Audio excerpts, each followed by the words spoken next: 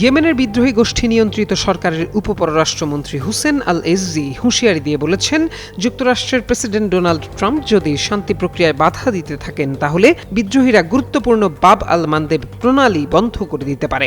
সামাজিক যোগাযোগ মাধ্যম এক্সে দেয়া এক বিবৃতিতে তিনি এ হুঁশিয়ারি দেন বলে এক প্রতিবেদনে জানায় সংবাদ মাধ্যম আল জাজিরা।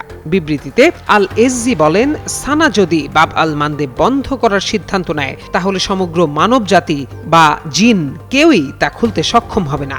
বাংলাদেশের প্রথম 5D AI ইনভার্টার যুক্ত সর্বোচ্চ বিদ্যুৎ সাশ্রয়ী যমুনা এয়ার কন্ডিশনার। তিনি আরো বলেন, ট্রাম্প এবং সংশ্লিষ্টদের উচিত দ্রুত এমন সব কার্যক্রম ও নীতি বন্ধ করা যা শান্তির পথে বাধা সৃষ্টি করছে।